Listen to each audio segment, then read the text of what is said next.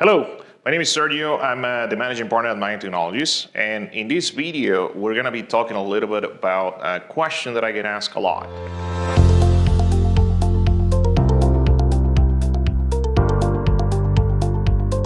Here at Mayan Technologies, we're an Epicor services partner. We're a certified Epicor services partner.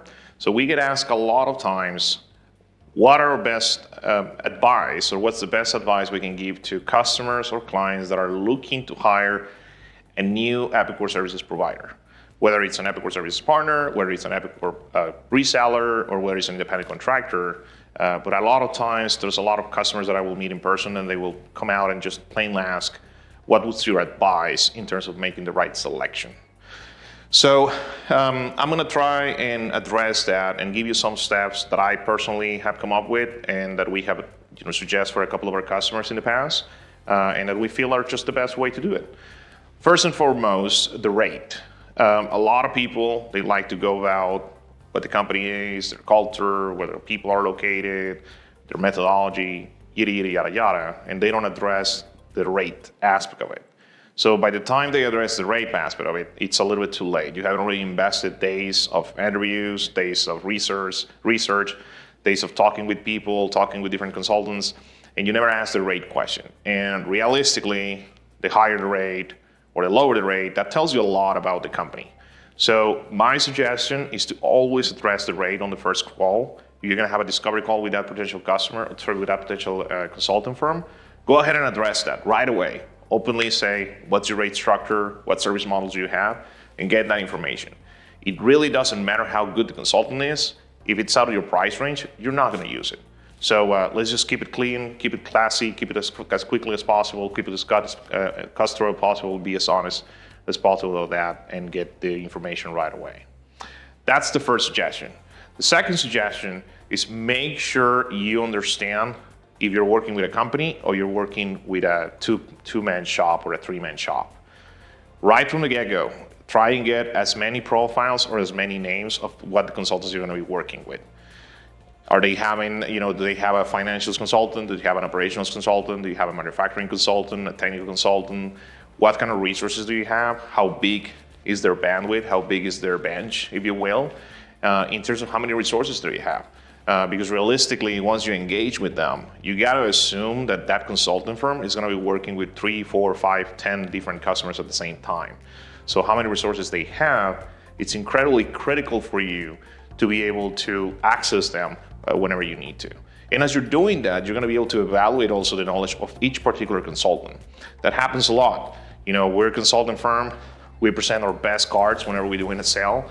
And then once they engage, maybe they will assign somebody that's not the guy that you talk to.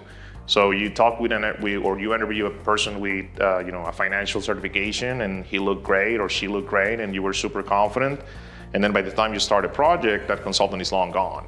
And now you're working with somebody that has 2 months of experience with the product. So try and get as many details of each individual consultant as you can, not just about the company, but each consultant itself. Third aspect, I should say, will be the processes and procedure.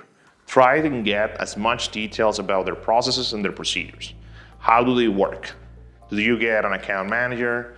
Do you get a project manager? How's the flow?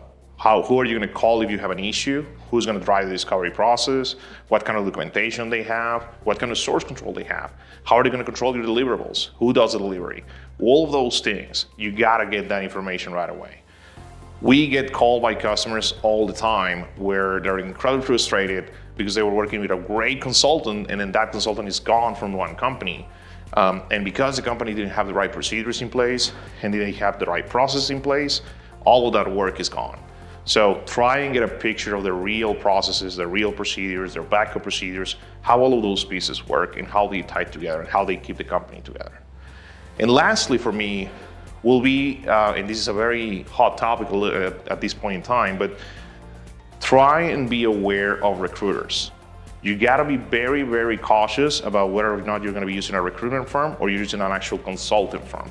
They're completely different animals, they're completely different companies, and they do completely different things. And the issue right now that we're seeing, and this is kind of a phenomenon, and we can probably touch on this a little bit more in the next video, But the issue that we're having right now is that you're gonna have consulting firms that are trying to sell their services, they present their company, they present the resources, and that's an actual practice, right? That's an actual Epicor practice. And then on the other hand, you have recruitment firms that are presenting themselves as consulting firms, and they're not. Realistically, they're not. You're talking with a recruitment specialist, and that recruiter specialist, all he's doing is calling a bunch of freelancers and trying to find you a freelancer that will fit on the needs that you may have. But realistically, you're not working with a firm, you're not working with a consulting group, you're just working with a freelancer, and you're just paying a fee for somebody to find that resource. Now, what's the problem with that? The freelancer may disappear. 3 months down the road, he may get the flu, and now he's out of commission, and he's not gonna be working for 3 months, or he's not gonna be working for 3 weeks, or he's out for a week or 2 weeks. Or he gets a job offer, he takes a job offer someplace else, and now he's working for some other company and can no longer take your project on. You're gonna call the recruitment firm, and what the recruitment firm will say is, well, let me find you a new resource. That's what I mean, that it's a completely different animal, they're completely different industries, they're completely different teams, and they're completely different groups, and the way to work is different. So just be aware about those differences, and make sure that don't get, told something that is not true, for lack of a better word, lack of a better expression. I'm not gonna say you're being lied to, but when you see a company or a recruitment specialist being present themselves as an Epicor recruitment specialist, they probably haven't even seen the product once in their life. And that happens to us all the time. We get called by recruiters all the time, offering us jobs and offering positions that we can take projects on. And the guy that we're talking on the phone, they're presenting themselves as an Epicor recruitment specialist, and when I ask that person 2-3 questions about Epicor, they don't even know what they're talking about.